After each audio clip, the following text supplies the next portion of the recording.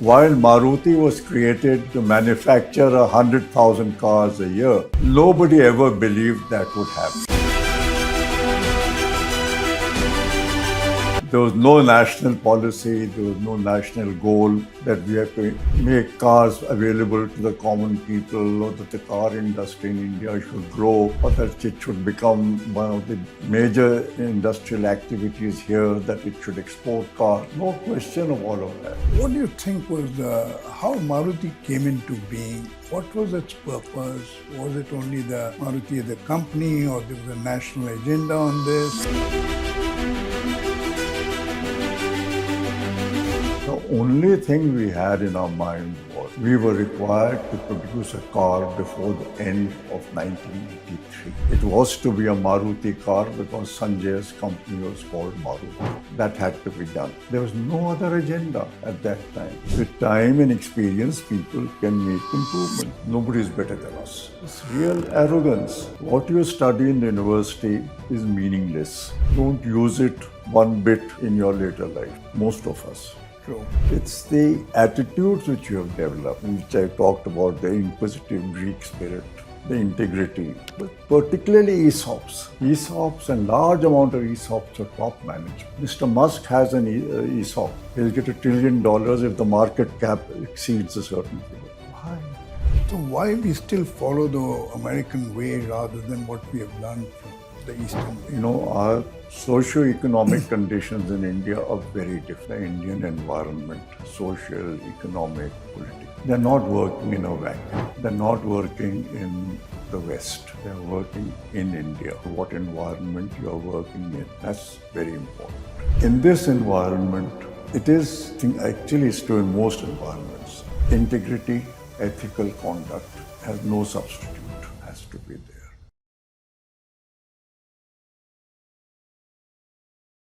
Morning, Bhargava sahab. Okay, Janak, morning. This is the 10th episode of Quality Renaissance in India since 1980s.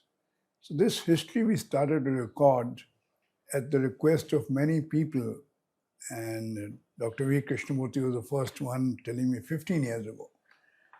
Because if you don't record it, all that you've done or what has happened in India, not many people know about it. Since you've been involved, it's better to write a book.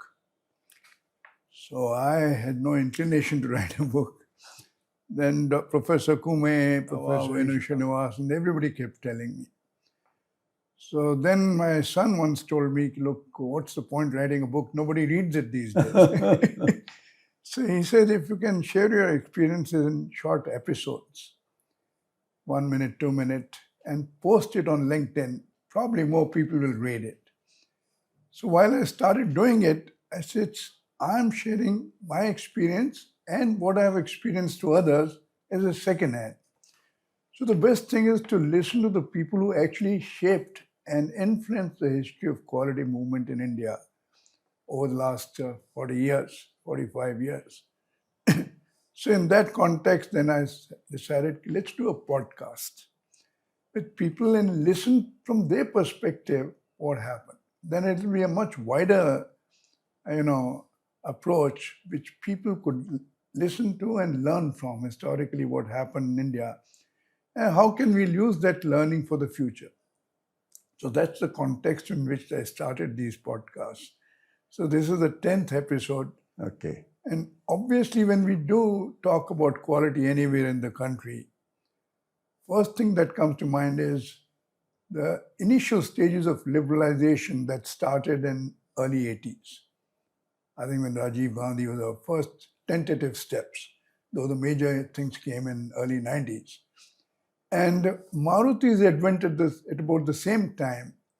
So when we talk about quality movement, Maruti invariably comes out as a first initiator of such movement in India and influenced the way India looks at quality since then in a liberalized economy. So in that context, I was very keen to record from those who have actually participated in this movement. And since you were involved right from the beginning and involved for so many years, now it's virtually 45 years. So I thought it will be very useful for people in India to learn from you in first person how you shaped inadvertently planned manner or whatever it is. Sometimes we start with one thing in mind, we end up with doing something else. As we go along, we modify and improve. And how you personally and through Maruti as a vehicle influenced the quality movement in India. That's the intent. Okay. So let me introduce Mr. Bhargav to the audience who are going to be listening to this. His journey is unusual. He started as a IS officer. He topped in early 50s, joined the Indian Administrative Service, having done excellent work there. Then he moved to Maruti, which was coming up as a public sector, and shaped the Maruti's way of doing things.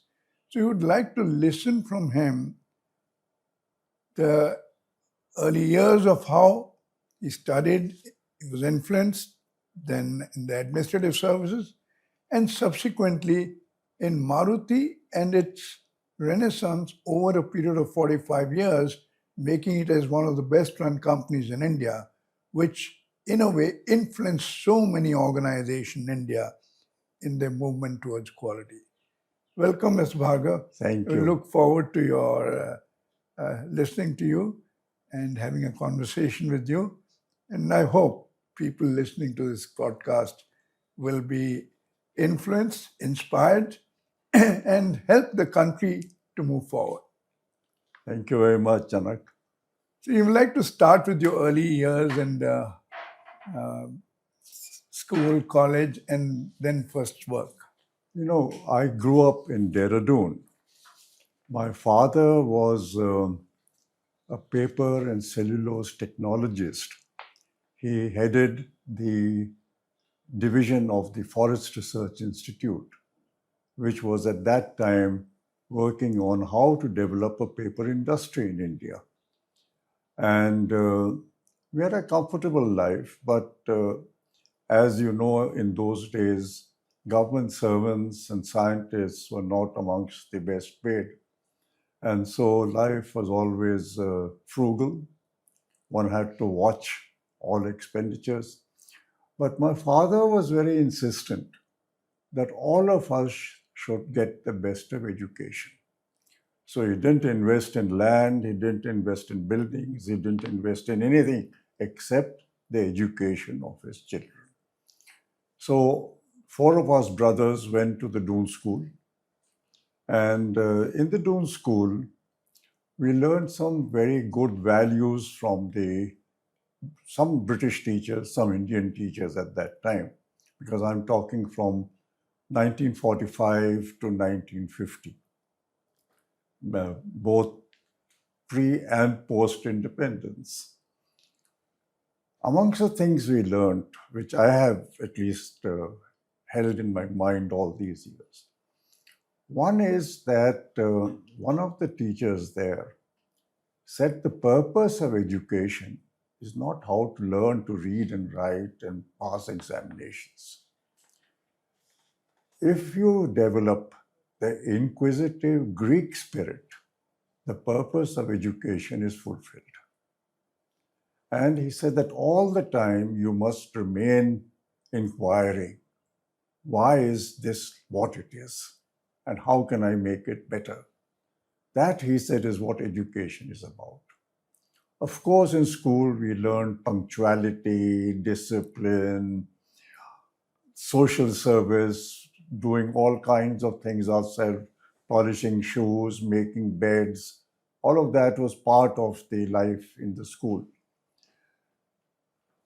I was young for my age from the beginning because I was always a good student. And I passed my intermediate when I was still not 16. And then I couldn't get admission in St. Stephen's College because that year an age limit had been brought into Delhi for admission into the BA.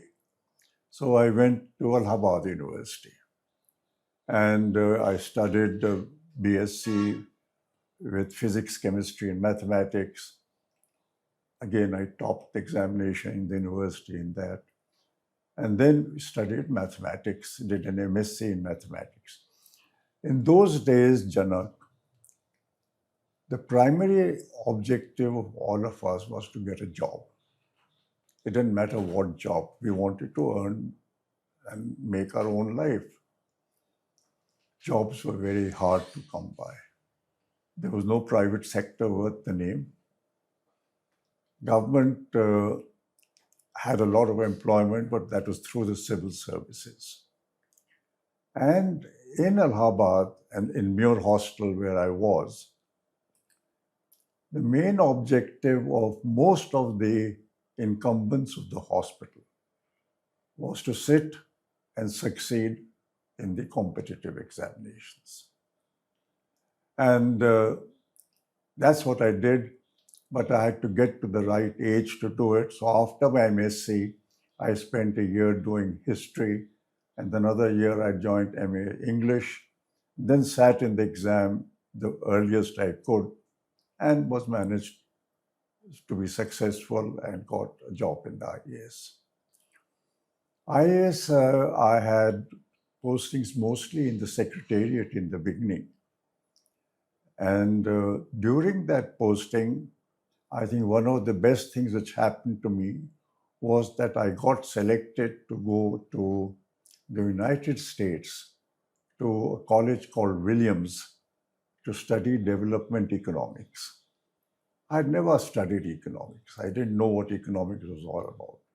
And this was a course in MA in development economics. That 1 year, I think, gave me a considerable broadening of my knowledge and horizon and understanding of various things.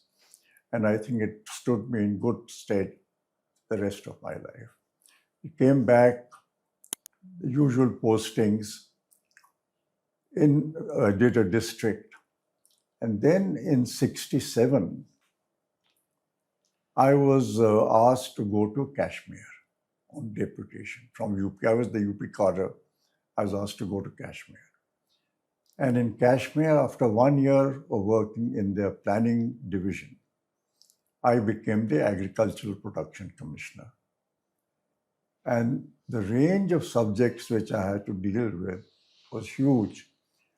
Of course, agriculture, horticulture, animal husbandry, sheep breeding, forestry, cooperatives, the whole lot of stuff. And there I learned so much about so many different things and about people and different cultures and different ways of living. I think that was a huge learning experience in Kashmir. It was one of the best postings I ever had. After Kashmir, I came to Delhi, and small few months in the Home Ministry when UP was under President's rule. Then Mr. Pant became the Minister for Water and Power, and I went with him to that ministry as his special assistant. I spent a year with him as his special assistant, then became Joint Secretary in the same ministry, which had by then become the Ministry of Power. There, I got an opportunity to learn all about the power sector in India. And I think a lot of new things happened in that time, including the creation of the National Thermal Power Corporation, National Hydropower Corporation, the superpower thermal stations, the 500 megawatt generating sets, all of that happened in that period. Part of that time was during the emergency, and that had its own ways of working. When the emergency ended, Mr. N.K. Mukherjee, who was the Chief Secretary when I was in Kashmir for a number of years, became Cabinet Secretary. And he asked me to join him in the Cabinet Secretariat. So I went to the Cabinet Secretariat. and saw the working of government at very close quarters. I mean, I couldn't be closer than what I was to seeing how actually government worked, how decisions were actually taken. And I think that opened my mind to certain things which I had never understood properly earlier on. I realized that making changes in government was a very, very difficult process because it required consensus of a number of ministries and people, and any one of them could block. So it was not only time consuming, but most unlikely to happen because each ministry had its own agenda. There was nothing like a national agenda which was super to all the ministry agendas. And each minister would then look at what was proposed in terms of his ministry's agenda, what it would do to his ministry's role overall, whether it would make it less powerful, more powerful, all that kind of thing. And the result, you can judge what would happen. So after a year or so, I had completed my 5 years in Delhi. So I told the cabinet secretary, sir, enough of the cabinet secretariat. Now I think I want to go back to normal work. Meanwhile, Mr. Krishnamurthy, who was chairman of BHEL when I was in the energy ministry, he had been asking me that, look, why don't you come and join the BHEL? I need somebody to help me there. Initially, I had said no to him because I said, let me complete my 5 years in Delhi and then let's see what happens. At the end of 5 years, when I was going back, he again said, look, come back to BHEL. He had by then moved and become Secretary Heavy Industry. So my family was in Delhi, and I felt it wouldn't be a bad thing to come back to Delhi. So I said, okay, I'll join BHEL. So I went to UP, and about 8-9 months later, I came to Delhi because it took that time to create a post and do the process of selection and all of that. And I worked on deputation in BHEL for 2 years as the commercial director. Saw public sector for the first time. BHEL was one of the best public sector companies at that, then and now perhaps. At the end of 2 years, for reasons I don't think I want to get into here, my term ended and the then chairman, he abolished the post of director commercial. And I went back. Just at that time, Maruti had been created. And Mr. Krishnamurthy had become the new managing director and vice chairman of Maruti. So he said, look, now you are at a loose end. Why don't you join me in Maruti? I didn't know very much about what Maruti was, but it was still to be on deputation. So I said, what's the harm? And I'll stay on in Delhi. So I said, okay. So I joined him in Maruti. That's how I came to get into Maruti. At the end of a year in Maruti, government said, look, now your deputation period is over. You've done 3 years on deputation. Normally people are allowed only 2 years. So you make a choice whether you want to come back to the IAS or you want to stay and get absorbed in BHEL. But then you have to retire from the IAS. Most of my friends advised me, come back to the IAS. I had a couple of considerations which I felt were important. One was, this was a project of Mrs. Gandhi. And as you know, she was a very powerful prime minister. And I said, if I leave the project after 1 year, I'm not sure how she would look upon it. That was one. The second was I wanted to stay in Delhi, but more than stay in Delhi, I was wondering what the rest of my career would be and what I would do at the end of it. Because, as I said, public sector had no opportunities for jobs. If I retired, and I may have retired as even the cabinet secretary, but then what? And the salaries and the pensions of IAS officers, and I'm talking of the early 80s, were very, very low, nothing like what it is today. Today, the whole picture is completely changed. And I decided that in the longer term interests of my family and myself and everything, it would be better if I took the risk, gave up thoughts of becoming cabinet secretary and secretary to government and all that, and learned a new discipline, learned something other than just sitting in an office and pushing files and making policy, and learned to do some work. And so I decided to resign, not resign, but to retire from the IAS and get absorbed in Maruti. That's how I came to end up at Maruti. That's the early part of the. So, in hindsight, what do you think? That was a good decision, or how do you see that? Well, obviously, it's turned out to be an excellent decision. It couldn't have been better. I think I did the things the right way. And I believe that there's a God somewhere who guides you in all these things. And I was guided to take what would be the best decisions in my interest and my family's interest. I think your inner voice prevailed over the advice you got from everybody else.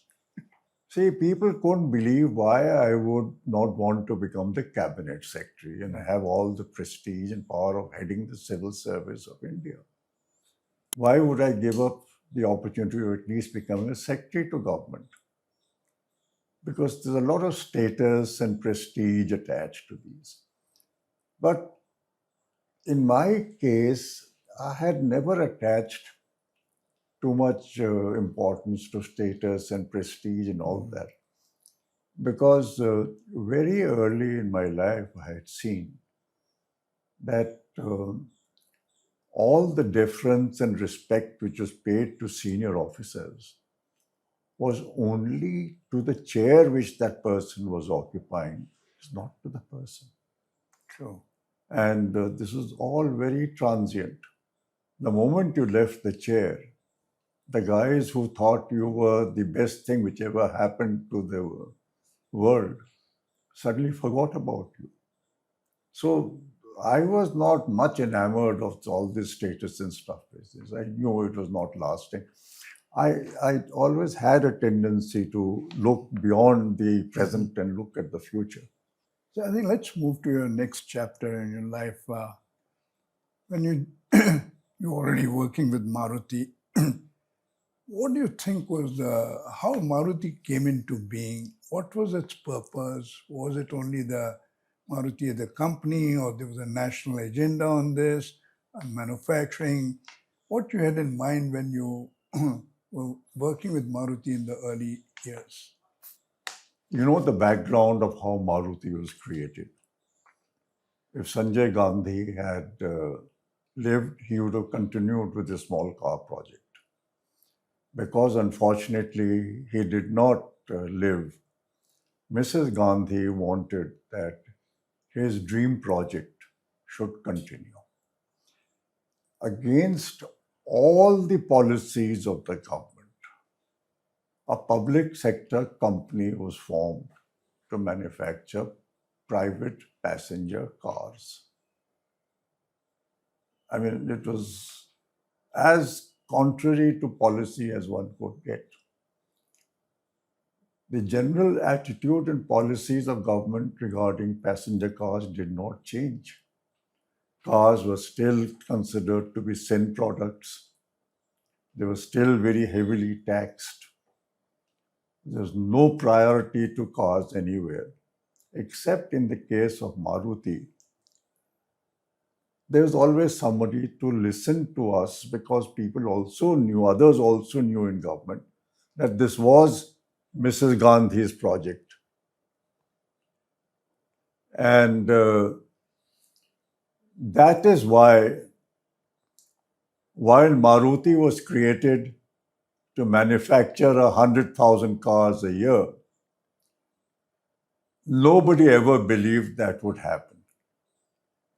There was no national policy, there was no national goal that we have to make cars available to the common people, or that the car industry in India should grow, or that it should become one of the major industrial activities here, that it should export cars.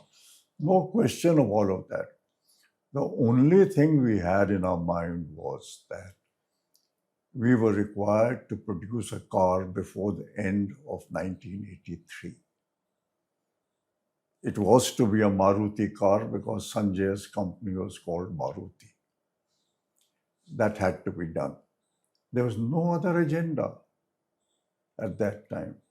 So all what we are saying, Janak, was just not there.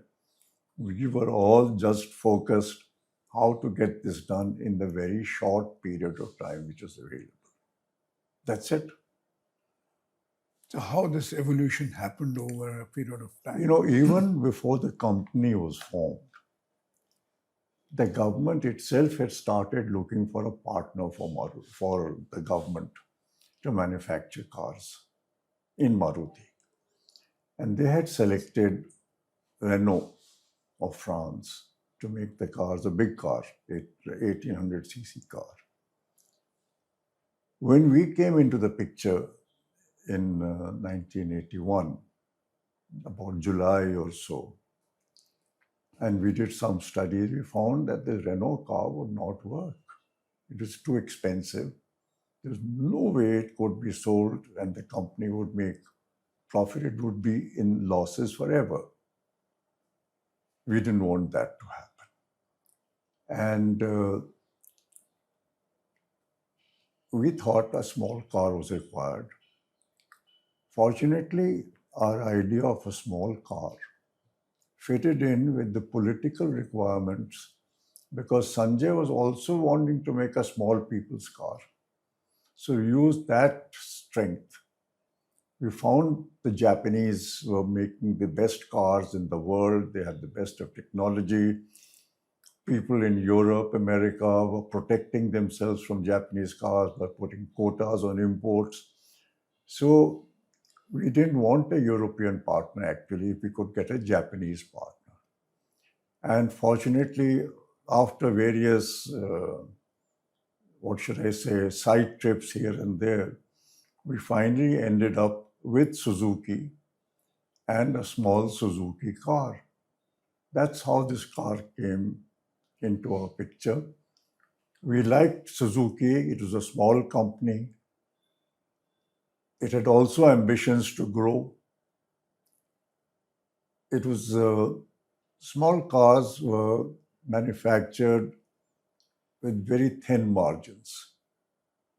And therefore, the manufacturing technology was different. But like all Japanese cars, they were high on quality and reliability and performance. So we started with the Maruti car. And because Suzuki was an equity partner, Suzuki was very keen that this project should succeed. And when we asked Suzuki that, look, we would in Maruti like to make a car which is similar in terms of quality to what you do, he had told us that I will help you do that provided you listen to me. And Mr. Krishnamurti said, yes, we will listen to you. And that's what happened. So from the beginning, Mr. Suzuki, Osamu Suzuki is no more. He was involved in trying to make us understand why the Japanese were making high quality cars and how, and what we needed to do. And in our case, we were willing to learn. Mr. Krishnamurti, because he wanted to make this, he thought it might be his last project, a success. I was learning because, in any case, I had nothing to unlearn. I was learning about cars for the first time. So, whatever he said was just okay with me. So, that's how we learned from Suzuki what were the basic principles and how it was done. And ultimately, it boiled down to how to get the highest quality at the lowest cost. Any product, to be competitive, has to be of the highest quality with minimal cost, and you will succeed. There's no other parameter which is involved. So that was our object from the beginning. Now, how to get the highest quality and how to minimize cost, those were the real challenges. And that's what we learned from Suzuki. For example,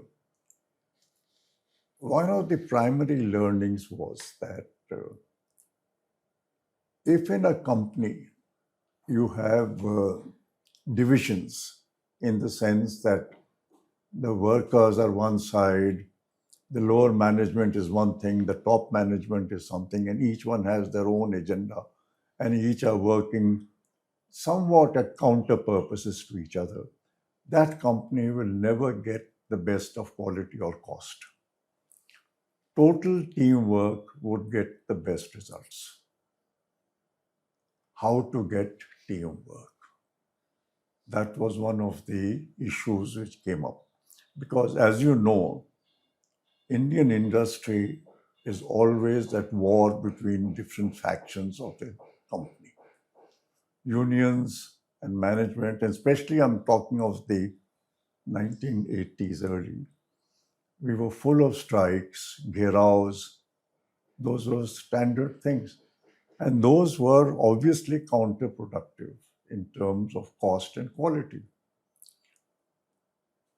Mr. Suzuki's idea was that you cannot get quality. When I was in BHL, we were also talking about quality. But quality there meant quality by inspection. We would have quality inspectors on the line, we would have quality inspectors to view the finished products, and we thought that we would get quality that way. We learned that that was a very expensive way of getting quality, and it did not assure quality. To get quality, you had to get people to understand the importance of quality. Why would a worker want to make good quality unless there was something in it for him? That's where teamwork came in. If the worker became part of a team and he had something to gain as a member of the team from the success of the team, then he would be more concerned about doing the best for the team, which meant not making mistakes or making sure that if a mistake was made, it was corrected at the earliest stage. Inspectors were not required. So you saved a whole large amount of money from inspectors.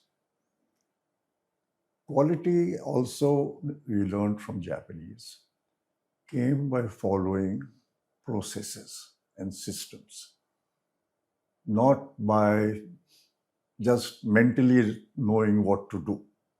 You had to have it written down so that you followed a system. That was the way of getting quality. So these were new steps for us. Then the next step we learned was that, but you can't get quality if your vendor is not going to give you high quality, because 70-75% of the value of the car was bought out. We all had vendor inspections when the vendor material was coming in. Huge amount of money was spent on inspecting vendor materials, counting it, all that.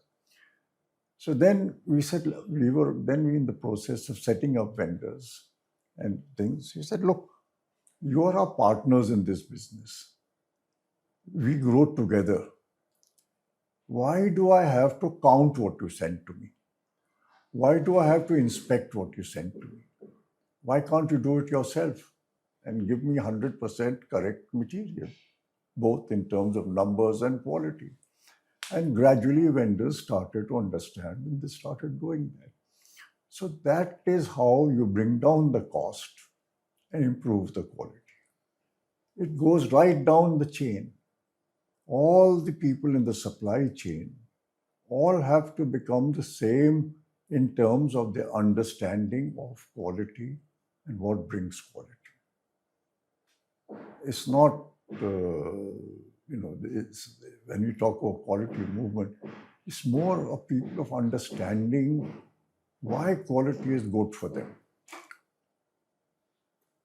There is pressure on the management to improve quality only if they are in a competitive market, and B, a growing market. During the license and control days, and that was 40 years, there was no growth because the license limited your capacities. What is the purpose in improving quality? Even making an attempt? Nothing. If you could sell your product at cost plus, why bother about reducing cost? So we had a very different industrial culture. And all this talk about quality and all that was just actually talk. In this environment which existed in the license control period, there was no way there was any hope of success in companies getting to high quality. Just couldn't happen. We were in a somewhat competitive market in the sense that, at least in the beginning, everybody told us that you're competing against two well-established car makers. And they're not only well-established car makers, but they are people with important political connections. So competing with them is not going to be easy for you. So you better be careful what you do. So that is why we were particularly keen that our quality and cost should be competitive to an extent where we would overcome all other handicaps. If I may supplement what you just stated, because I worked in industry from 1963 till 1985, when Maruti started. You're absolutely right. In an environment of shortages, where is the need for quality? Because whatever you produce of whatever quality Will sell. sells because there's a shortage. Sure. For example, Bajaj scooter is a waiting list of 8 or 10 years. And I recall Mr. Rahul Bajaj once produced 100, maybe some 10,000 more cars than the licensed capacity. He was called by MRTPC. How dare you produce 10,000 more cars? And he said, my lord, I'm satisfying my customers. He said, how dare you satisfy your customers? It is against the law of this nature. He says, I have not even invested more. I have improved efficiency. How can you improve efficiency and produce more? It's against the law of this country. So in that environment, no wonder there was a labor and management conflict. Each one wanted a pound of flesh. And what you also mentioned is very interesting. It's not only in India. Quality by inspection was the world standard till the Japanese changed it in early 60s. Everybody followed inspection. So acceptable quality level meant inspection. So that's the change from quality control to quality assurance the Japanese did. And fortunately, not only you chose to have a Japanese partner, you're willing to listen, as you rightly said. Another leadership team in the same environment may not have listened. So it's to the credit of the leadership of Maruti, they selected the right partner and were willing to listen instead of dictating to them. And what also you mentioned, only division of management in layers, division within departments. They worked again. Each department was a silo in itself. Right. And that also is something similar to what you mentioned about Cabinet Secretariat. each ministry was a silo trying to optimize their operations. Correct. That still continues in government. There is no national, policy which overrides everybody and somebody there to enforce national policy. And the automobile sector is the best example of this. You know, the car policies, we have the Ministry of Heavy Industry, which is the primary ministry for cars. But the Ministry of Transport, surface transport and roads, has a huge amount to do with it because all the regulations relating to safety are done by them. And that affects cost and everything. Environment Ministry is concerned with pollution. The Ministry of Power is concerned with the CAFE standards. The Ministry of Petroleum is concerned with the fuel policies relating to cars. Of course, the Finance Ministry is concerned with the taxes on cars. So, but all of this affects the growth of the car industry. Which way does it go? What happens to the car industry? Who is the single point in government who will decide that this is what we want? There isn't any. True. So this industry, more than anything else, falls between a number of stools. And then the tax structure. Everything. I mean, I'm saying there's so many different ministries involved. Who is to coordinate? You can't go to the cabinet every time. And if three ministries are differing, the cabinet will tell you to go back and sort it out amongst yourselves. Excellent. Thank you for sharing this experience. Very useful. So from the Japanese, then we learned, then this question of cost. This is part of the cost which we are doing with quality. The first thing we did when the Japanese came along and we were making a project, manpower things, Mr. Suzuki looked at it. He said, what is this leave reserve? So everybody has a leave reserve because people are entitled to 30 days earned leave, 15 days casual leave, 15 days medical leave. So when they go on leave, you need somebody. Yes, sorry, it's not done. So what do we do? He said, I want 95% plus attendance, which means that at any time, more than 95% people must be working. And he explained why this leave reserve people coming will affect both quality and cost, which it does, factually. So we went into a different thought altogether. He said, punctuality. He said, a shift is supposed to work for 8 hours. I want you to ensure that you actually work for 8 hours. He said, yes, sir, but the Indian practice is that the shift starts at 6 in the morning. The workers log in at the gate at 6 o'clock. And then they come and get ready and start. He said, no, the line should start at 6 o'clock. He went back after his first trip. Before going, he said, this time I'm going to send you a present from Japan. So we are all very excited. What present is he going to send us? And after some time, a big parcel came from Japan. We opened it and guess what? Time clocks. He said, everybody should punch a time clock. What time did you punch in? What time did you punch out? And that will include the MD downwards. Nobody is exempt. So that's how we got into this business punctuality. I think we must be amongst the only or the very few companies where actual working time in a shift, actual working time is what it is supposed to be. We have avoided all shutdowns. We've taken the system of proper preventive maintenance. So we shut down for a week, twice in a year. and do all the preventive maintenance according to some laid down schedules. So there are no breakdowns. The arrangement for making new tools, replacing tools, and all that have been streamlined so that in many companies, in BHL, for example, the person who was operating a particular machine, if he had needed new tool, he had to stop the machine, go to the store, get a tool issued, come back and start. Lost time. Sometimes the imbalances in production which led to stoppages. All of that was stopped.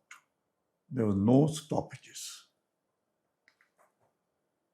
So that way, a lot of things about how to reduce cost. Every time Suzuki would come, he would point out different ways of making improvements.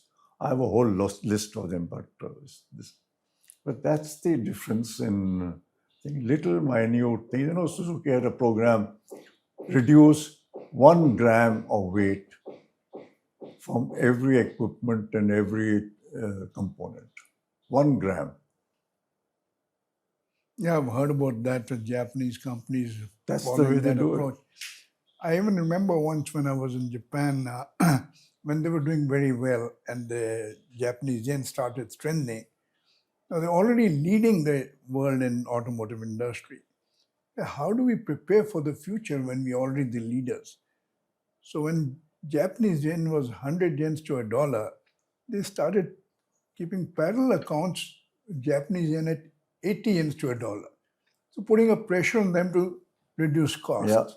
while maintaining the quality. And what you said, every gram matters. I think in that context, I recollect Mr. Rahul Bajaj. He always managed cost in decimals of a paisa, not a paisa. So even decimal of a paisa makes a difference. And Yes. that's how Bajaj Automotive has excellent track record of quality. Sure. Also in terms of cost, in spite of shortages in the market, they never exploited it.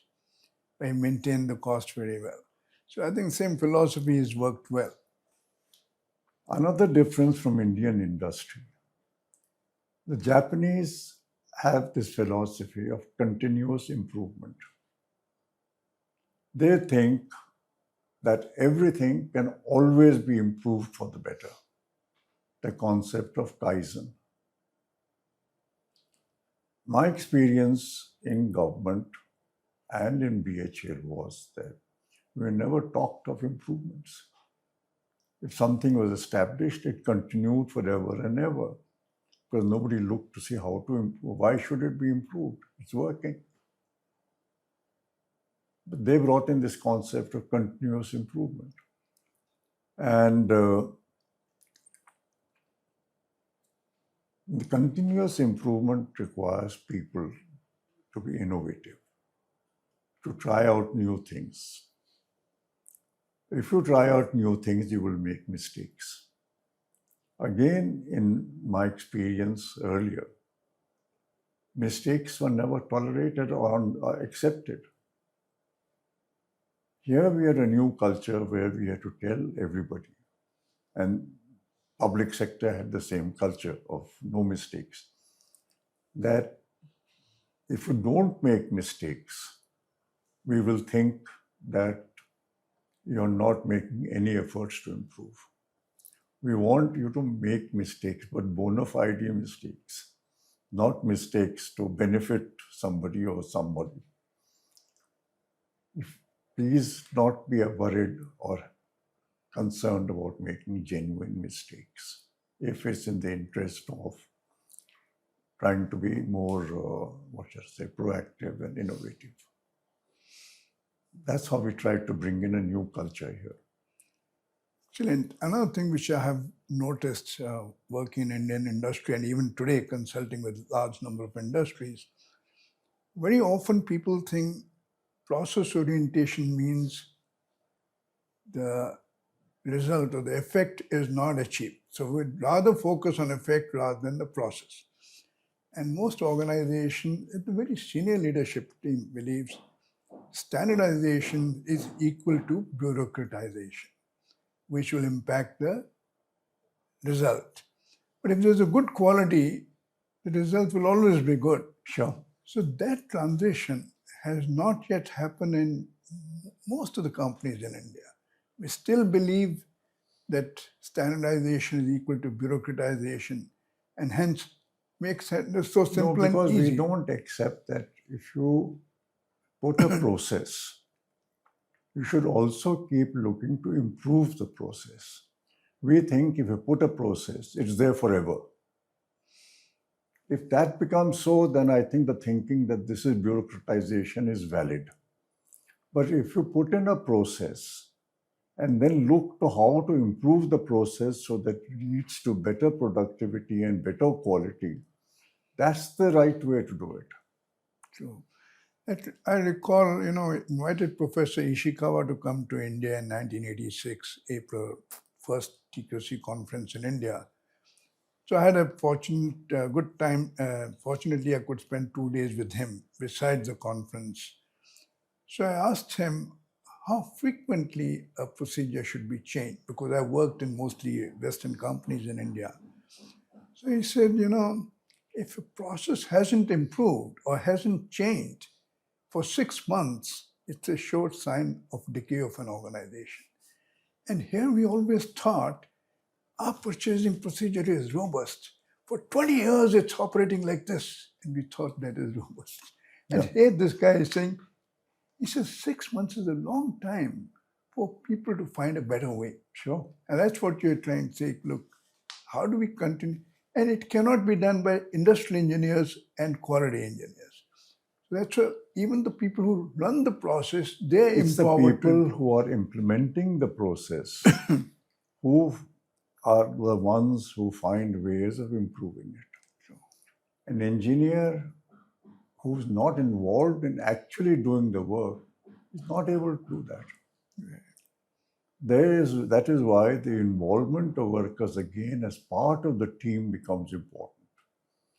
If the worker, because he is the one implementing the process, if he has a motivation to improve because he knows it'll help him somewhere further, he will do it. If he doesn't have that motivation, why should he be concerned? So I think this is a great thing to get workers involved in improvement of their process. In other words, when he comes out with a new idea, we're actually respecting him. We are listening to his view. And that's where this concept of the Japanese, go to the gemba, see for yourself, listen to the idea, respect a person This is a whole philosophy. system, Janak, of quality circles and Kaizen groups is based on that. And unfortunately, in India, most companies pay lip service to these. No, see, they are serious.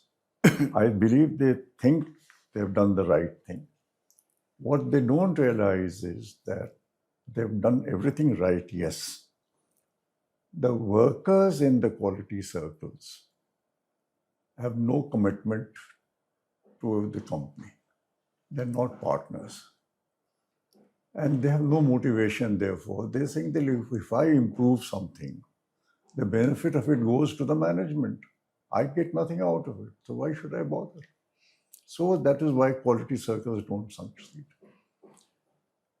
The success of quality circles will only come if the entire group in the quality circle has a stake in the process, a stake in improvement.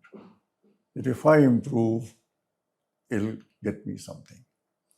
That is why, again, in a Japanese company, there are no individual incentive schemes. They're all collective. Maruti brought in a bonus scheme, productivity bonus. It was for the number of cars sold, nothing to do with any individual part of the operations. Total number of cars sold. That's it. Not bus number sold, but number of saleable cars produced. Right. So this fundamental difference. Here we believe that individual incentives most companies have, and that creates competition within the company and one against the other. Then very difficult to bring a cooperation. Creates imbalance within the company. Some guys produce much more components than the other guys. They remain in inventory. It adds to cost. Right? And some guys produced it in a shorter time and then wasting the rest of the time. So that is also the role of the management to bring about this change. Sure. Another aspect we would like to get your views and your experiences. Liberalization happened all over the country in early 90s. Since automotive industry, both auto component and OEMs, have made substantial improvement. All the world's automotive manufacturers are here, 100% owned companies, whether it's Daimler, Benz, Renault. But Indian automotive industry has been able to compete and survive and grow. While other sectors of economy, whether it is white goods, brown goods, pharmaceutical, etc., have not been able to do so. What do you think is the difference? Maruti had set the framework for the automobile industry even before liberalization. For example, this whole development of the auto component industry was started in 1982-83. And we had followed practices which were totally different from what were prevailing in Indian industry. Partly this was based on what was happening in Japan. And I personally understood from Japan was that the quality and cost of an OEM, that was us, was essentially dependent on the quality and cost of the components which would come into the car. 75 to 70% of the components were bought out. So what I'm saying that the quality and cost of the car would depend on the components is obvious. Therefore, also it followed that if somebody became a component supplier to me, and at that time we would obviously be virtually the only customer, his growth and my growth were linked to each other. If I grew, the component supplier would grow. If I did not grow, he would not get a new market anywhere else. He would not grow. So which clearly brought out the fact that there was a great deal of interdependence and commonality of interest between the vendor and me. So we went to the board and said that we want to have a vendor development policy in which we would like to treat our vendors as our partners.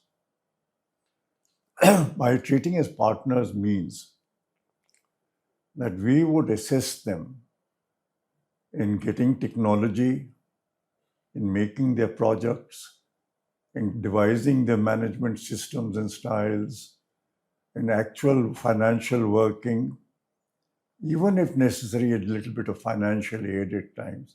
But in all respects, we would work with them as if they were part of us. We would ensure that they were profitable. Because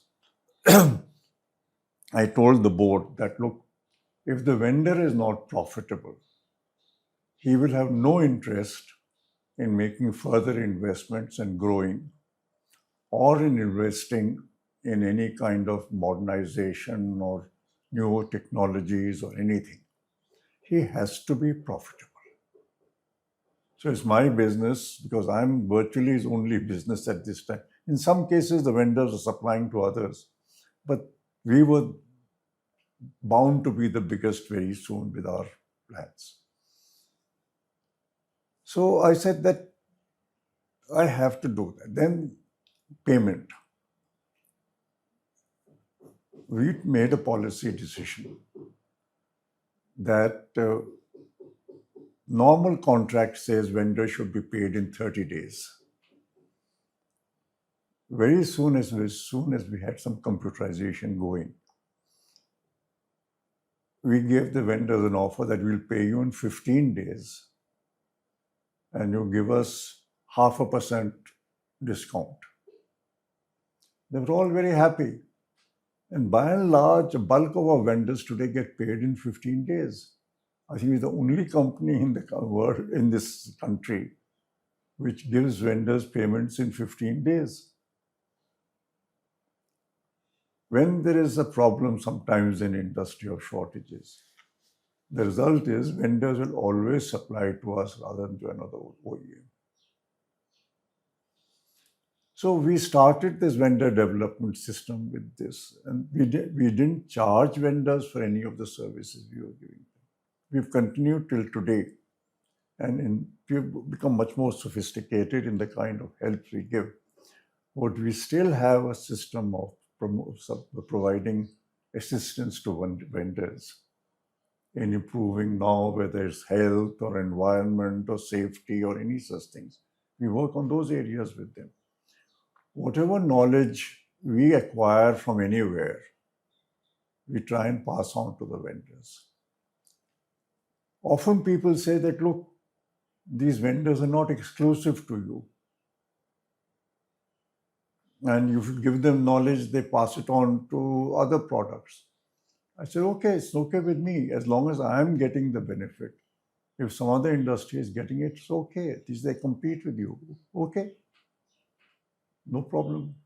We'll compete. And it's good, it's an Indian industry. If it grows, it's fine with me. I've talked to some of the other companies and they have the same problem. They said, look, if we help our vendors, the vendors will also supply to others, so my money goes into their help. It's rather short-sighted, I think. I don't know, I may be wrong, but I feel that, and this goes back to my earlier point, Janak, of teamwork. I think the bigger the team, the better the whole team does, the better everybody will do.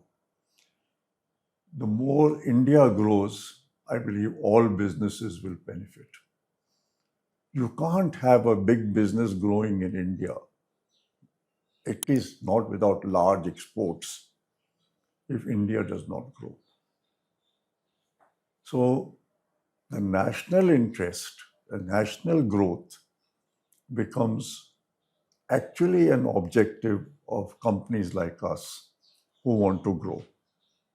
The more the economy grows, the better it is for me. So if I can help vendors to help other companies grow, good for me. That's the philosophy which we have worked with all these years. And we have maintained close interaction with vendors. We've encouraged vendors to speak their minds. I believe the practice in Indian industry is that vendors do not speak before they are buyers. They just listen to what the buyers tell them. We tell them that, look, we are willing to be not only willing, we want you to get into a discussion with us. You want to tell us what your views are, what your suggestions are, what your ideas are. I may not agree with everything you say. I'll tell you why I don't agree. But I will never take umbrage at your criticizing something which you think I'm doing wrong. By all means, go ahead. Because we don't treat you transactionally. We treat you as a partner in our growth story. So that is how the Indian component industry started. Life became a little bit easier after 1991 because many of the restrictions on imports and controls and DGTD and all of that went away. And the industry grew faster. Why global industry came to India? Global automobile industry. In those days, we used to do this advanced booking for a new model. If you remember, people had to put in 10,000 rupees and book And then there was a computer drawer. Most cases, we would get waiting lists of customers paying money for buying a car, which would run into 100 to 100,000 people. Now, that was something which car companies abroad had never seen. In those days, car companies were struggling to increase their markets. I'm talking of the European car markets, basically.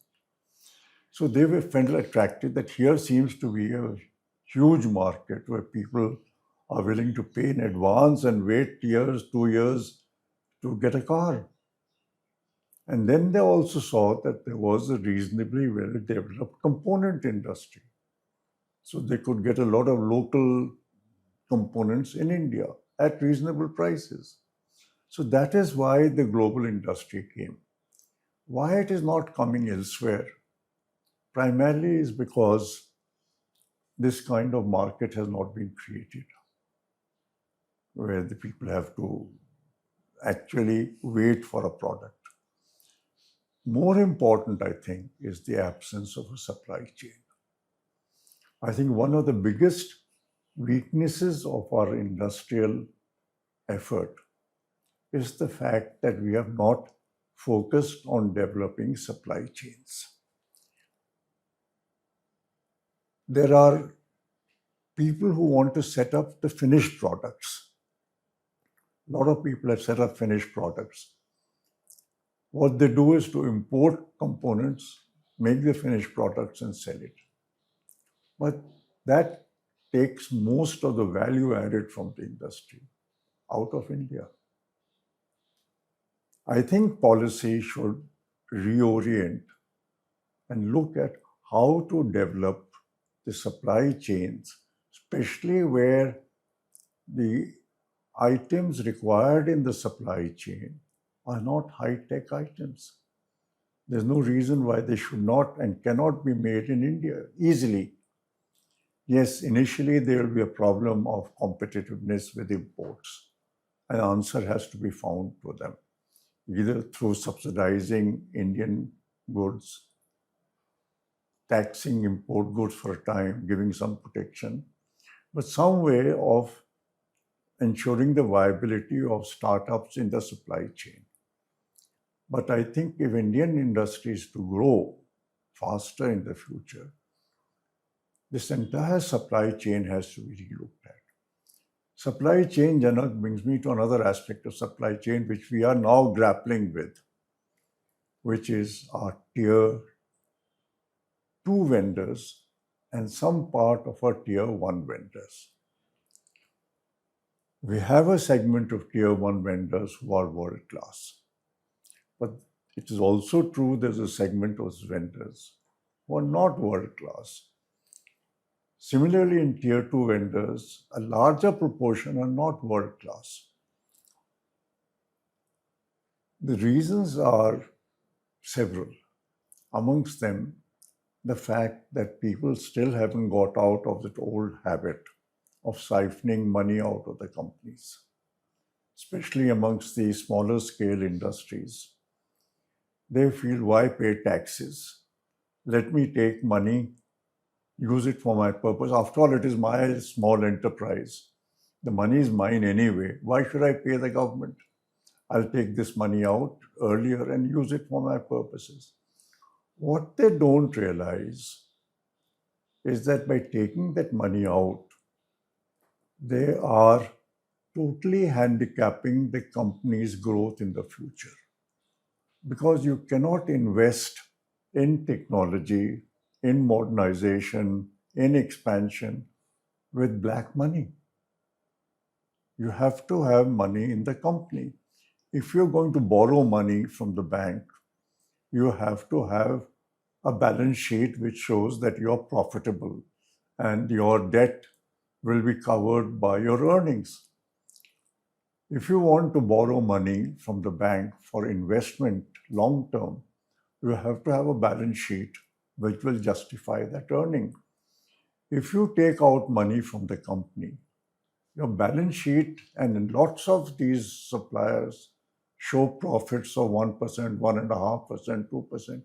Who will lend you money if you have 1% profit? That's why you see that most of our small scale industry has not grown into medium scale and large scale industry. Elsewhere in the world, this transition keeps happening. New small scale come up, they mature, grow and grow. We don't in India because there is this motivation to keep small, get whatever benefits from government and not pay taxes. So that is one area. Secondly, today we find that with the kind of volumes Maruti has, and generally industry has in most areas, small scale industry with the definition of small scale cannot make the kind of investments which are required to manufacture with world-class quality and reliability in the volumes required. I don't want to have 4 vendors for the same product. It adds to cost, it adds to unreliability. I want to have 1 at best 2 vendors. So I want them to have volume. But with the small scale, they can't have volume. I think the need to change these definitions is there, at least for modern industry. If there are vendors who are suppliers to modern industry, they must have a different set of norms to qualify for the benefits of a small scale industry. Otherwise, it doesn't work. I think OEMs have to shed their transactional relationships with vendors. They have to work with vendors, even if those vendors are suppliers to others, and help total industry grow. I think it's a national requirement. So this, when you refer to the tier 2 industry, which is by and large small scale, one you mentioned is some rules have to be changed. And who has to change that rules? And secondly, you mentioned the OEMs must take the onus to enhance the ability to scale up the volumes and bring new technology and produce quality components. Because if they don't do that, the tier 1 industry will also suffer. Sure. That's the input. So what do you think, why OEMs are not able to do it and why the rules are not being changed to? I think we have this, what you say, and I think it's a part of our democratic system. We want as many people to be owner suppliers as possible. If you do what I'm saying you should do, there will have to be mergers and acquisitions. The number of tier 2 vendors, for example, I may have 1,600, 1,800 tier 2 vendors, may need to come down to 700, 800.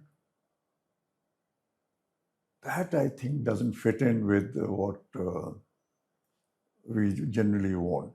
That not that anybody is going to lose their jobs, because the total volumes will grow and the people, instead of being an owner, will become a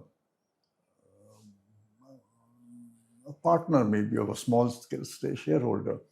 People are also reluctant to list.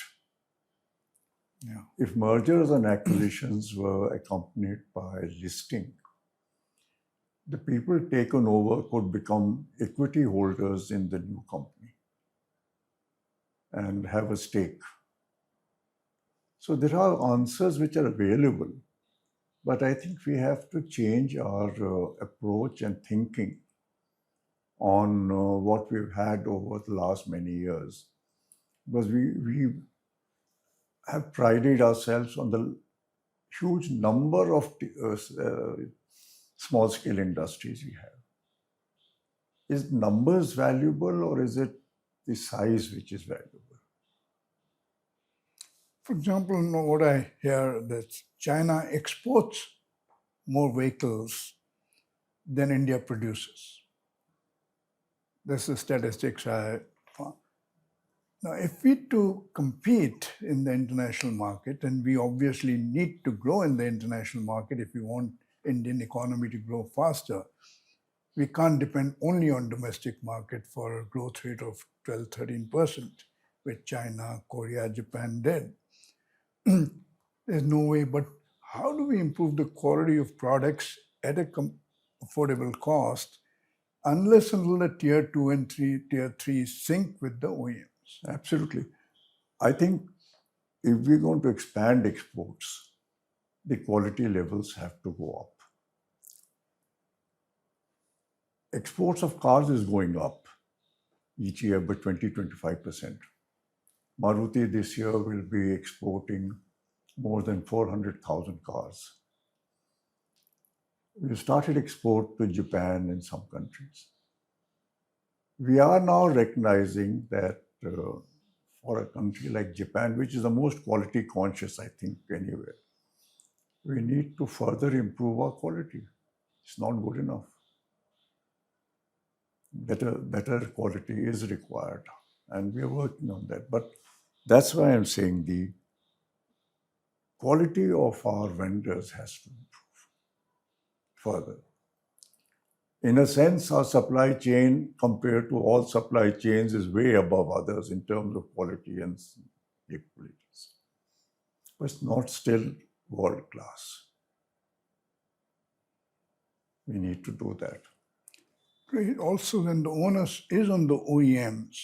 But if the OEMs make very good profits in India, and export means your margins come down, and you need to further improve quality, and the OEMs, the market cap keeps going up leaps and bounds, why do you think they will make an effort to export? The growth in the domestic market has not been adequate in the last many years to allow industry to grow adequately. It's only exports which has kept us going. Because, in a total sale of 1.5, 1.6 million cars, if you can export 400 million cars, it makes a big difference. Sure. And that's what's happening. And we are targeting that by 2031, we may get to 800,000 cars. But along with this, as I said, the quality aspect has to be looked at. It's something which you cannot compromise or overlook. See, if we look at the export arena, Can you ask them to stop this for some time? Tell them not to do it for about an hour. for exports to grow, which everybody recognizes is an important requirement. And the other aspect you mentioned was, we export products, finished products, but we import components to assemble that. So I was looking at the data somewhere. The value added in Indian export actually has gone down substantially, because we just export all the phones, but 80% is all components coming in. So, and that same thing is true for, let's say, white goods. You want to make an air conditioner, making it in India is expensive, but you import from China, assemble and export, it's much cheaper. So to make this change happen, one is the government's responsibility. What do you think is the onus of the OEMs and onus of the professionals who work in the companies? I think the government has to look only at ensuring that any new startup in the supply chain is able to compete with imported products in the initial 2-3 years. Beyond that, I don't think government has a role. That's the rest of the role is all on the industry. Industry has to manage. It can seek help first 2 years, 3 years, yes. But beyond that, it should manage on its own. Because Indian costs can be as competitive as Chinese costs. We've seen this in our cars, for example. China, for all that it's doing, is not able to compete with our ICE small cars.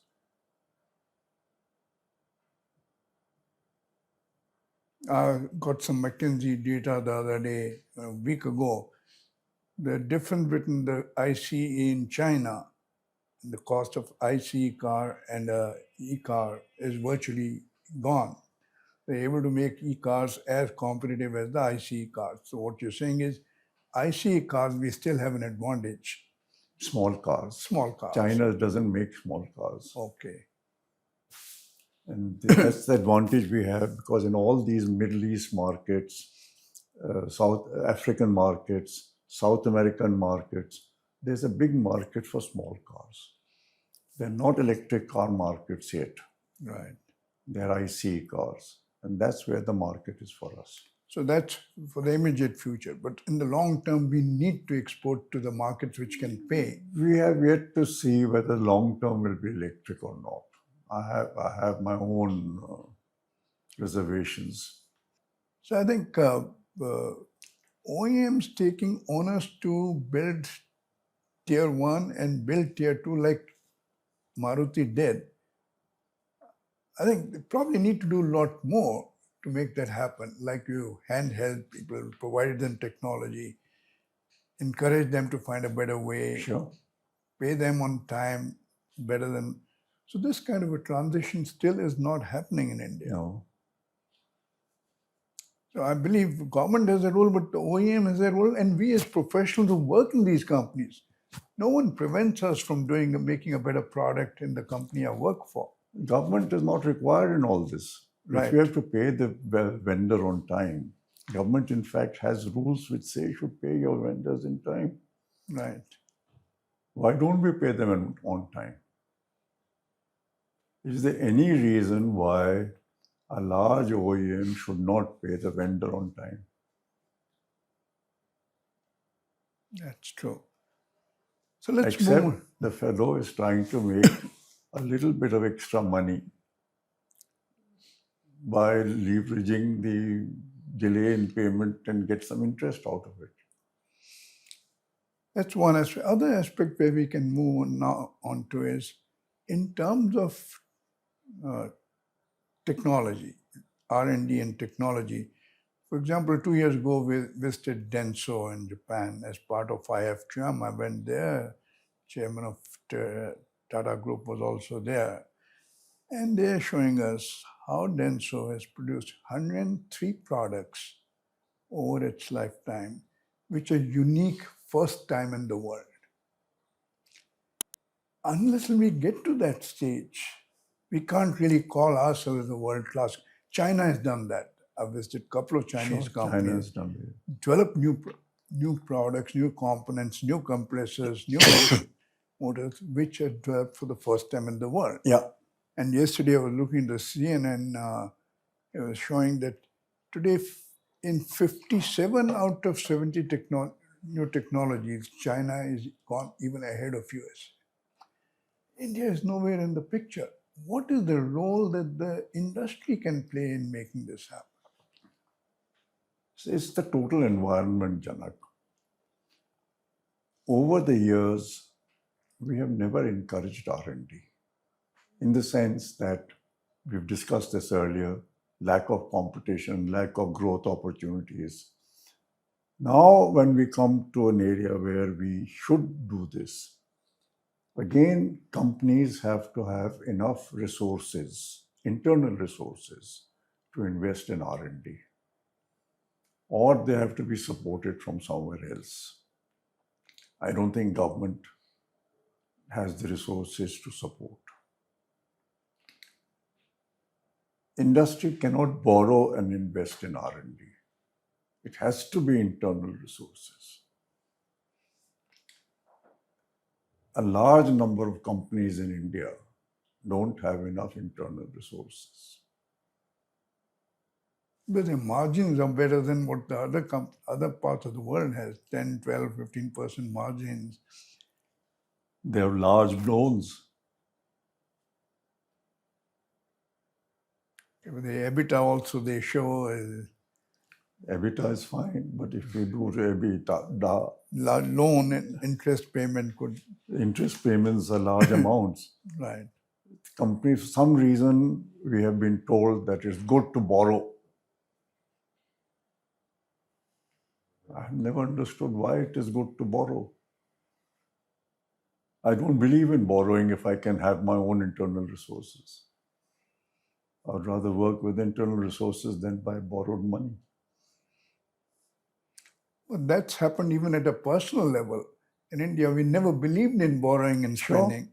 But today, the whole environment has changed. That's probably a childhood thing that we're always told that borrowing is bad. Right.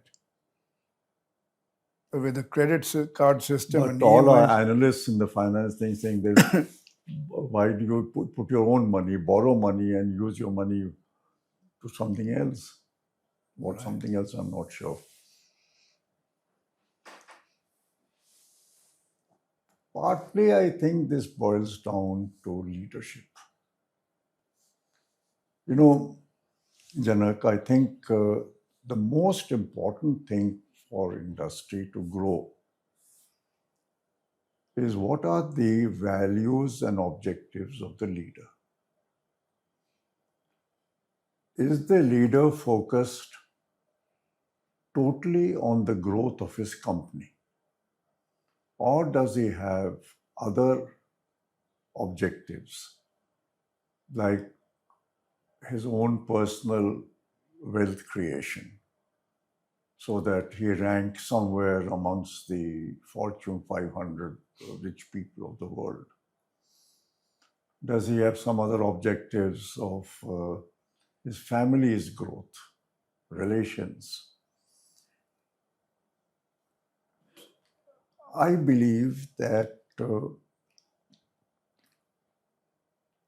industrial growth requires leaders who are totally focused only on the growth of the company and will do everything which is required for the growth of the company, putting their personal interests as secondary. That is not the case with a large part of Indian industry. Has not been. I think you'll agree with me on that. I agree with you on that. Another aspect is, do you think this short-term focus of valuation of the company, which also leads to the personal wealth growth on a quarterly result basis, does it come in the way of investing in the long term, where you need to invest today in technology and reap the benefit maybe? But that is where, again, who is worried about quarterly results? One is the stock market. But how does the stock market affect management? Why does it? In most cases, the management is pretty secure because the promoters have enough shareholdings. And shareholders, I don't think, ever throw out a management, only because some quarterly results are bad or not up to the mark, especially if there's a good explanation for it. I think this excuse of quarterly results is overdone. If the leader is focused on the growth of the company, particularly on doing what will ensure long-term sustainable growth, I don't think any shareholder is going to actually oppose that. He has to be able to show to shareholders that what he is doing is going to lead to long-term sustained growth and prosperity, not short-term. I think short-term is done more for, we have this system of bonuses, Right. which are related to quarterly results, market cap. Now, if you give top management huge ESOPs related to share prices, what is going to happen? And who makes these schemes? The management. Right. So we ourselves, that is not leadership then. If as a leader I create a scheme which is for my benefit, which will ultimately hurt the company, then I'm not a leader. And that is what's happening in so many companies in India today. True. Why don't the Japanese have ESOPs? And also, Japanese don't have, like you said, Suzuki. No, they have group incentive, company-wide rather than individual incentives. But particularly ESOPs. Right. ESOPs and large amount of ESOPs for top management. Mr. Musk has an ESOP. He'll get $1 trillion if the market cap exceeds a certain figure. Why? So why we still follow the American way rather than what we have learned from the Eastern way? You know, our socioeconomic conditions in India are very different. We have a large segment of people who are poor. I'm not saying below poverty line, but who are poor, whose standard of living is still fairly basic. Why are we following a system which is based on a much more affluent economy? Our per capita income in India is what, $2,500, $3,000. America is some $60,000, $70,000, $80,000. I know what the figure there is. In this figure of $2,500, you have to take note of the fact that the top 10% have about 80% of the wealth of this country. So the levels, per capita levels of the bulk of the people is much lower. Now that has an impact on everything in life. It has an impact on our politics. It has an impact on the kind of people who are elected to the legislators. Because who's electing them? The bulk of the electors are people with very low incomes.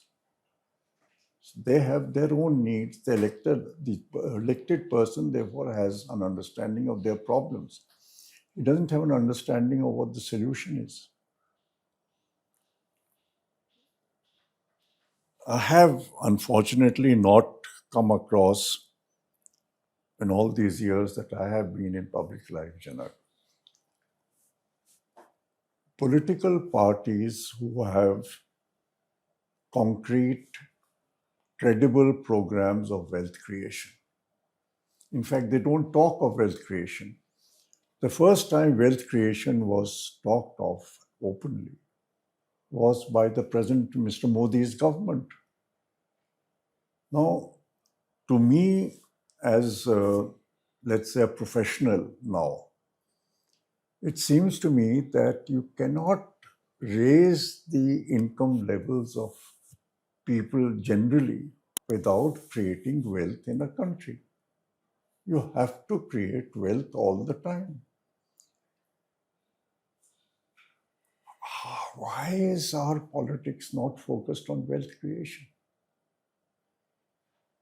Why do so many political parties oppose plans which are designed to help create wealth? How you distribute the wealth is in the hands of the legislator. They can decide what to do with that. As long as it doesn't hurt the growth prospects of creating more wealth, it's fine with me. Japan is a country which does not have very large disparities of income. It still continues to live to be a very rich country and have a very good standard of living. So it's not as if a more socialistic way of income distribution is adverse to growth or industry. It can happen. But for some reason, we prefer to have these huge disparities in wealth and then don't create wealth. You can't go that way. So I think, again, it's a question of leadership. In a company, if we go back to what we discussed earlier, teamwork. You can have good teamwork if part of what you create in the company is shared with everybody.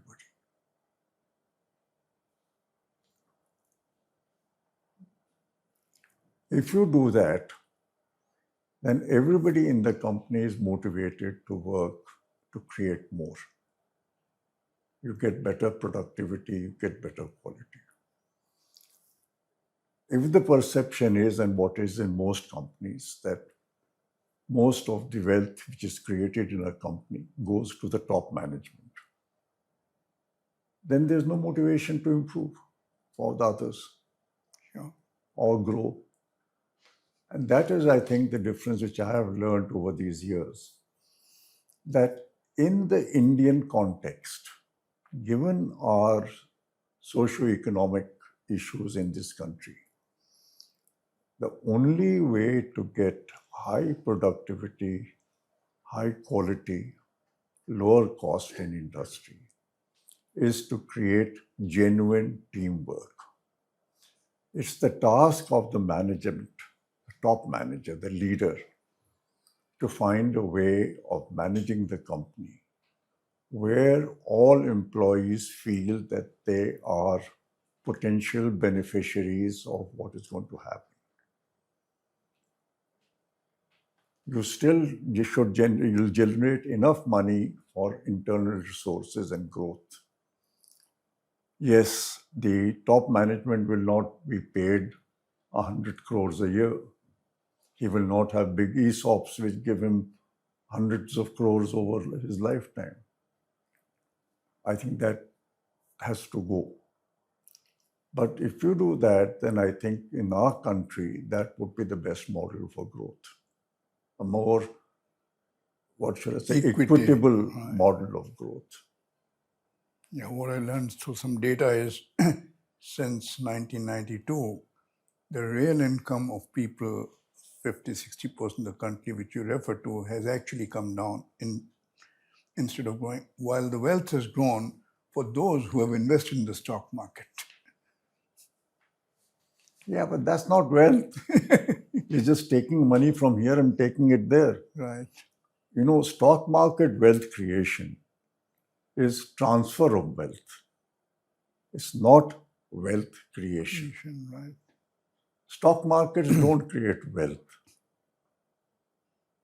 At least you get an illusion of it. It's an illusion of wealth. So let's move on to another aspect, last one, on terms of leadership. The wealth of the stock market comes from growth of industry. If as an industry I increase my earnings per share, then yes, my share should go up.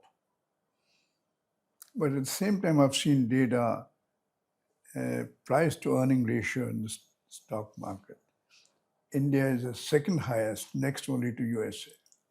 See, that is an expectation of growth. If people expect that I will continue to grow at 10-15% a year, and that I'm better managed, that I do not siphon money from the company, that I have integrity in management, then my PE ratio will be high. Where companies are suspected to be indulging in some unethical practices, their PE ratios will be low. Or if they're in industry which is seen as a sunset industry, their PE ratios will be low because that industry is not going to grow. How is it the PE ratio of Indian companies is one of the highest in the second highest? Because India has the highest growth happening in the world. Overall growth rate of India is the highest amongst all major countries. So it's natural that the PE ratio should be higher because the growth potential is higher. At the same time, we see Koreans, they also grow, They don't have that growth potential. Not today. If you look at the auto industry, we have 34 cars per 1,000. China has something like 280 or 300 cars per 1,000. Even if we grow from 34 to 100, you know how much growth that will be? Potential is there. So that is the potential for the car industry. So people in the stock market factor that in. There's a certain element of speculation in that they're expecting growth to happen. But ultimate wealth creation is productivity of industry, productivity of agriculture. And to be able to sell that in the world market, developed market. So in terms of leadership, what do you think are the critical factors that contribute to a good leader, and how do you develop leaders in that?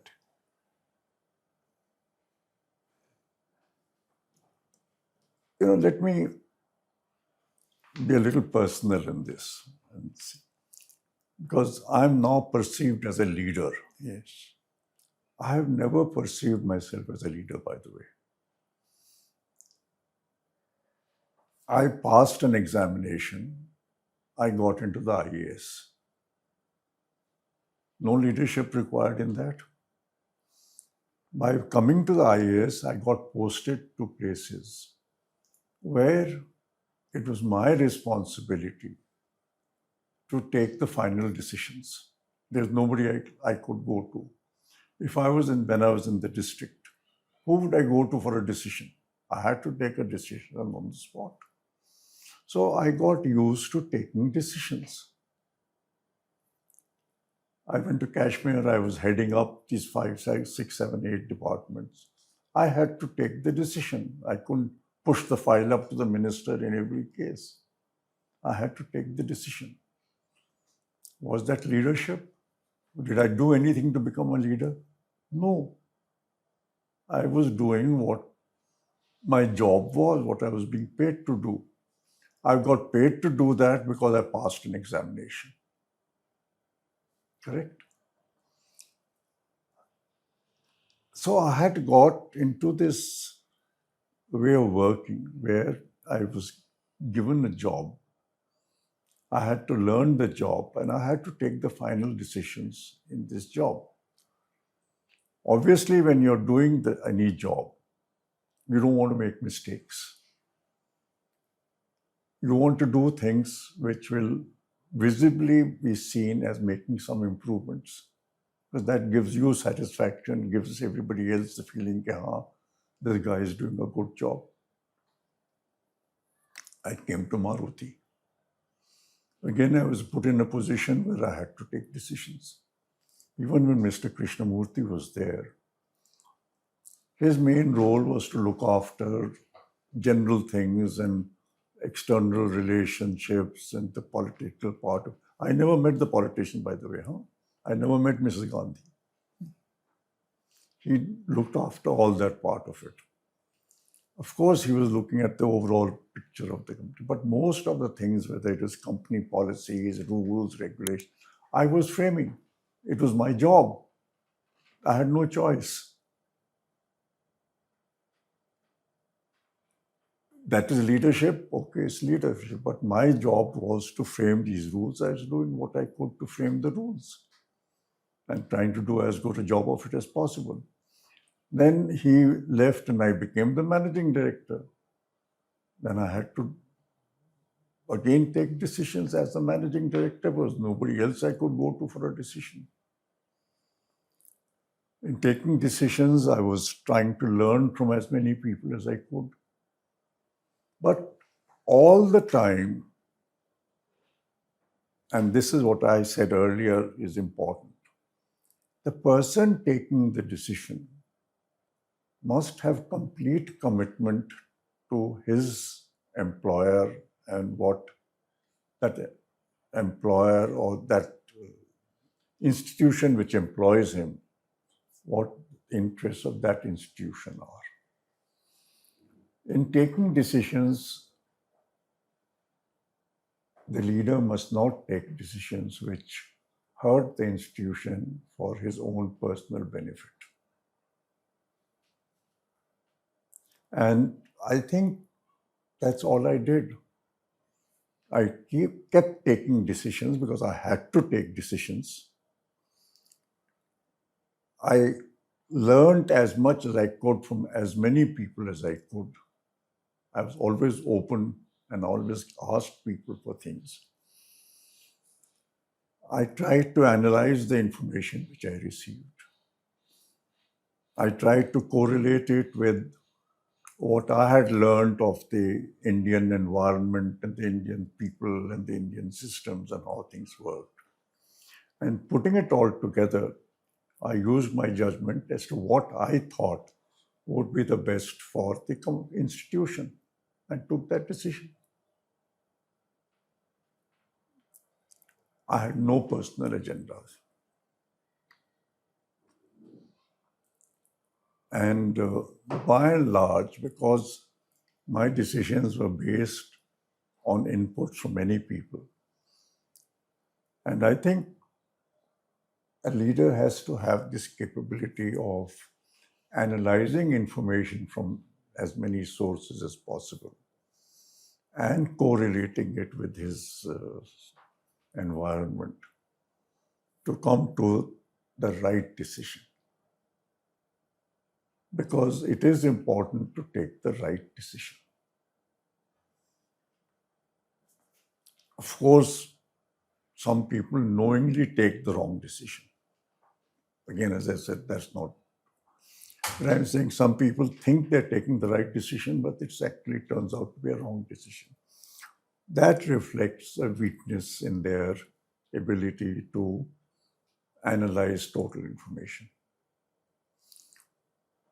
A good decision maker must be able to well analyze all information. He must have as much information as possible. He must be open to all views. But ultimately, he must be able to judge what will be the best for the company or the institution. And that's what's happening in all my life. How do you develop such approach of leadership within the organization? No, I think the question which you are asking is how do you develop this capacity for analyzing data and correlating it? I think it's partly it's something which you are born with and which you have trained for. Mathematics, for example, gives you or makes you think logically. You have to use data to come to right conclusions in mathematics. There's no subjectivity there. Either you're right or you're wrong. So mathematics and then economics is somewhat similar. Again, it requires a lot of logic and data analysis. What I can give myself credit for is that I think I have the ability to analyze information and judge more comprehensively, more clearly than most people. With the result that I probably take better decisions than others. One of the things that Mr. Suzuki once mentioned was that what he said in some Forbes things about me. He said that he talks about integrity and all of that, which is a different issue. But he said his ability to take correct decisions. And I think that is something you have to work at right from childhood. Everybody doesn't have that capacity. Partly you can keep developing it as you grow. Which brings me to a related topic. How do you develop leaders? How do you develop people for top management positions? Not only the MD, but the directors and maybe the divisional heads. How do you do that? Normally, we do that by seeing which people have been achieving their targets. But I think we are mixing up target achievement with capability development.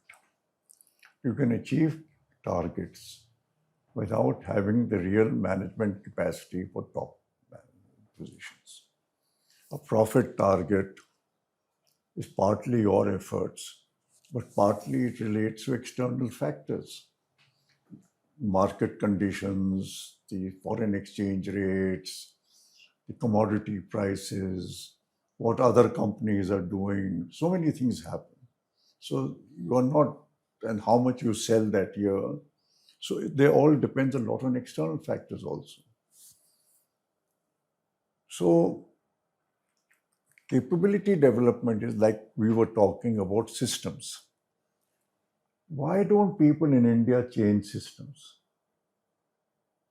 Because they've never been asked to develop that capability of looking at systems or rules or regulations and seeing how can it be improved. In fact, has been the converse. In government, and I'm telling you this from experience, the emphasis is on following precedent. If you deviate from what has been done, questions are raised and suspicions are aroused as to what is the motive for it. The safer way, and government servants have to be safe because, as I said, jobs in India are hard to find. You don't want to take a risk with your job. The safer option, therefore, is do what others have done. And that's your safeguard. That, look, I only followed what so-and-so, so-and-so, so-and-so did. If it didn't go right, how can I be blamed? It's everybody's fault. So I think we are not risk-taking people. We are averse to risk. We have to become a little bit more enterprising. And Indians are enterprising people, actually, basically. It's the government system which has made us more safety-oriented, if I may put it, from what we inherited from the British. I think what Mr. Modi is now talking about, getting rid of the slave mentality. I think part of the slave mentality is blindly following what the West does in all areas. It's not only language, but it's in policies, rules, regulation. Why should we follow the West? Do we not have the capability of thinking of ourselves?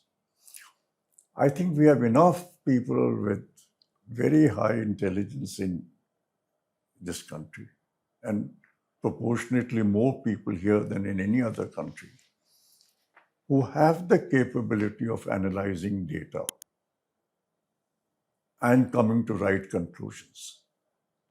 They need to be located, developed through a capability development process in the companies, where you judge what are the qualities you need to develop and give people opportunity to develop those qualities, and then judge who has done that best, not go by just target achievement.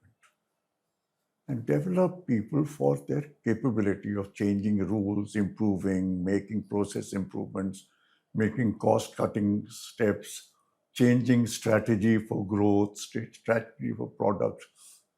People have to come up with ideas. That's capability. Achieving financial target, marketing target is not capability. I sense in that context what I've seen, especially what the Japanese did, this QC circle is a means to train people on first standardize, do, check, act, STC approach, and then how do you continually improve? That's the role of the quality circle. And there, what do you use? The whole management aspect of planning, assessing, implementing, checking, and continuously improving.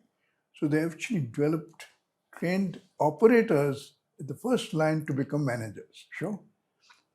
And continual improvement through individual Kaizen, suggestion scheme.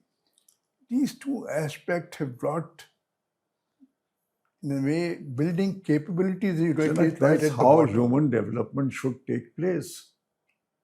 Right from the start, give people the opportunity of finding ways of improving. And that's what then the manager's role is. How do we encourage Q circles to do it? But How do we do train? the opposite. We don't encourage our people to make improvements. The government, if you make an improvement, the audit will ask you, the previous guy was doing it. Hold him responsible for the loss he caused because you have found a better way. Why was he not doing it? Why did he not find it? We don't recognize that with time and experience, people can make improvements. And that the other guy who didn't make the improvement was not a bad guy. He was not making anything on his own. True. But same thing is happening in industry also. The involvement of people at the lower level to We don't involve them. we don't involve them. We lose a huge potential mine of information and talent. Huge. No, I think we've gone through it. Why wouldn't we lose that kind of a potential by not involving them? Because we feel that I've been educated in Oxford. This guy has done an ITI in some village somewhere. How can he tell me how to do things better? We have this arrogance of our education. We think that if we've been educated in a good college or a good university, nobody is better than us. It's real arrogance. What you study in the university is meaningless. Don't use it one bit in your later life. Most of us. Yes, true. It's the attitudes which you have developed, in which I talked about the inquisitive Greek spirit, Right. the integrity. That is what holds in life. And to that, if you add the capability of whichever job you're doing, how to do that job better. The people who are more capable of doing that, they should rise to the top, not on the basis of education. True. So I think we coming toward the end of this podcast. As the last, what would your advice be to young engineers, managers in the country? How they should go about doing things little differently? Or somebody who is setting up a new organization, startup companies. I think young managers or young entrepreneurs have to be aware of the Indian environment, social, economic, political. They're not working in a vacuum. They're not working in the West. They're working in India. And you must know correctly what environment you're working in. That's very important. In this environment, it is, and I think actually it's true in most environments, integrity, ethical conduct has no substitute, has to be there. The objective must always be the growth of your company or whatever you're setting up or wherever you're working. No other objective. Don't start planning your career if you're a manager. And Indian career planning involves not only how to jump to the next job, but it also involves how to show to the management here that you're more capable than the other guy. What methods you use, different people have different methods. But That is the wrong way. If you really want to develop your capabilities, develop the capability of working as a team member, how to develop teamwork. The more you try and develop teams and show people that you're a team worker, the better is the potential for your rising to the top. Teamwork, participative activities for everyone. Recognize what we were discussing, that there has to be more equity in what we do. If all people are going to contribute to the growth of a company or an organization, they must feel that they have a stake in it. You have to find a way of giving them a stake in it.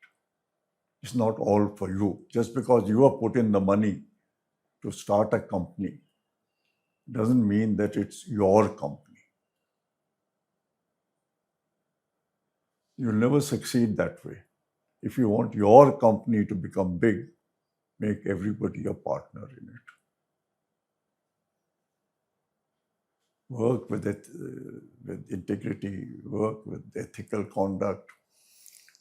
One of the things which we did in Maruti, for example, is ethical conduct. You reminded me. One of the first things I did when I joined Maruti and we started to work, said no cash transactions of any kind. There'll be no cash in the company. We will not pay in cash, we will not receive in cash.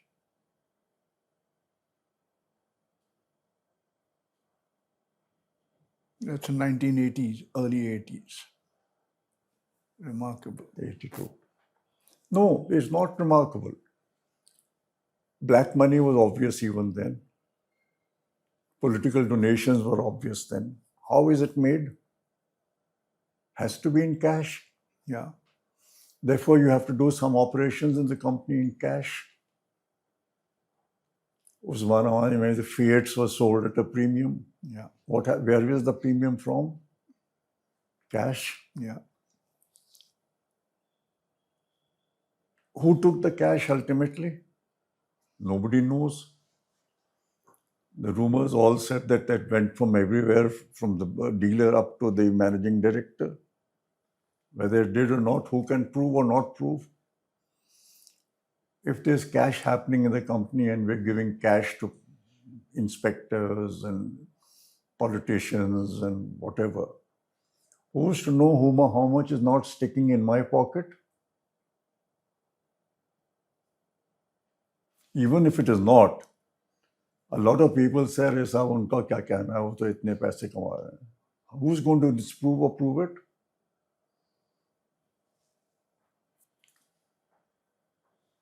I had to make sure that this kind of thing did not happen in Maruti. It is no big deal. Just stop cash.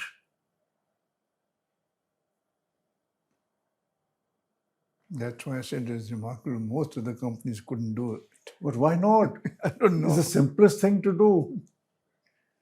Use credit cards. We had credit cards even then. Use checks.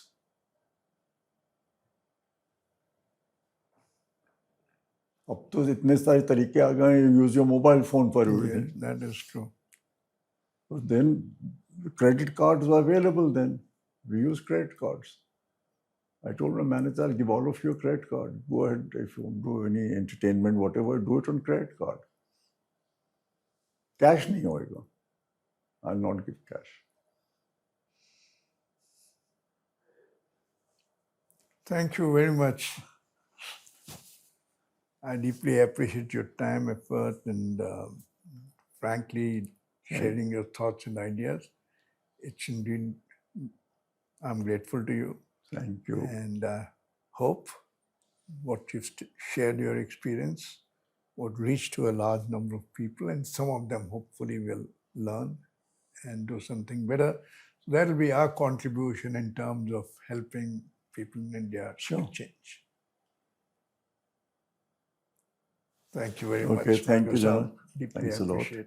We have not met you too often, but I've learned about you.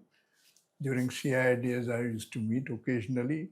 Then when I was CEO of Biko Engineering Company, in the Machine Tool Manufacturers Association, where we used to invite people from Maruti. I've heard you talk there and share your thoughts. It's indeed a privilege for me to have this opportunity Not at to all. spend these Not at 2 hours all. with you. Thank you very much.